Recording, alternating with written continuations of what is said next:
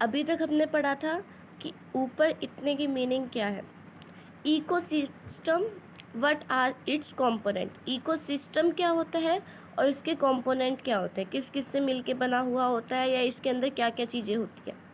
All organism such as plant, animal, micro organism and human being as well as the physical surrounding interact with each other and maintain a balance in nature. इसका मतलब क्या है, सारे organism ले लिए, जैसे कि plant ले लिया, एनिमल ले लिया, माइक्रो ऑर्गेनिज्म मतलब जो छोटे छोटे बैक्टीरिया, वायरस, कीड़े वीड़े होते हैं, वो उनकी बात कर रहे हैं। और ह्यूमन बीइंग तो आप समझते ही होंगे। और फिजिकल सराउंडिंग, फिजिकल सराउंडिंग मतलब क्या है, हमने पानी, एयर, ये लैंड, इन सब की बात कर रहे हैं।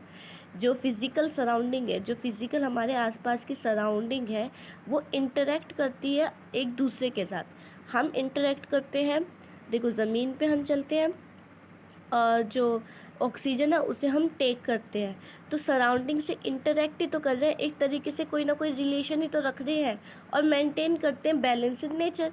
बैलेंस कैसे नेचर में होता है, देखो ऑक्सीजन हम लेते हैं, कार्बन डाइऑक्साइड छोड़ देते हैं, और कार्बन डाइऑक्साइड कौन ले लेता है, प्लांट्स यूज़ कर लेते हैं।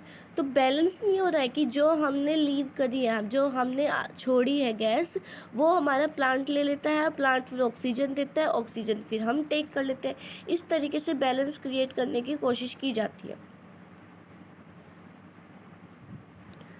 आगे क्या है, all the interacting organism in an area together with the non living constituent of the environment form an ecosystem. मैंने कहा इंटरेक्टिंग ऑर्गेनिज्म है,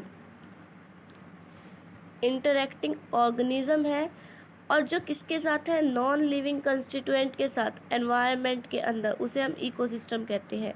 जैसे कि देखो, इकोसिस्टम में बायोटिक कंपाउंड होते हैं, बायोटिक मतलब लिविंग कंपाउंड होते हैं, comprising living organism and abiotic compound जो क्या होते हैं, नॉन लिविंग ऑर्गेनिज्म होते हैं। जैसे कि temperature, rainfall, wind, soil, minerals, इनके साथ हम रहते हैं। जैसे कि इसमें एग्जाम, इकोसिस्टम मतलब क्या होता है, ऐसा इंटरेक्शन पॉइंट, ऐसा इंटरेक्शन एरिया जहाँ पर लिविंग थिंग और नॉन लिविंग थिंग साथ में रहती है, मेंटेन करने के लिए अपनी मेंटेन करने के लिए बैलेंस इन नेचर, नेचर के अंदर बैलेंस को क्रिएट रखने के लिए।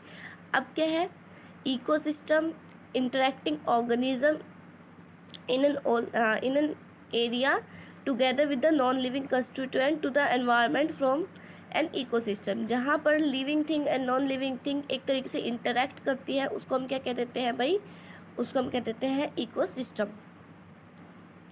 इकोसिस्टम एक तरीके से मान लीजिए कॉम्बिनेशन है लिविंग और नॉन लिविंग थिंग का। वो एक एरिया है जहाँ पर लिविंग थिंग भी रहती है, नॉन लिविंग थिंग्स भी रहती है, साथ में नॉन लिविंग ऑब्जेक्ट भी रहती है। अब क्या पढ़ना है मैम, एग्जाम्पल देखते हैं कि भाई क्या होता है। आखिर हमने पढ़ तो लिया इकोसिस्टम क्या होता है, लेकिन कहाँ कहाँ होता है। हम भाई गार्डन में गए हुए हैं, गार्डन में बहुत सारे प्लांट्स देखे हमने, जैसे grasses, trees, flower bearing plants like rose, jasmine, ये सारे अपने प्लांट्स देखे, जिसके अंदर एनिमल्स भी रहते हैं, फ्रॉग, इंसेक्ट, बर्ड्स भी रहते हैं। अब क्या इंटरेक्ट करते हैं अपनी ग्रोथ के लिए, रिप्रोडक्शन के लिए अदर अबायोटिक कंपाउंड के ऊपर अफेक्ट होते हैं। जैसे कि मैंने कहा रोज़ वाटर, ये रोज़, जैस्मिन, ये सारे जो है लगे कहाँ होंगे, 2 मिनट।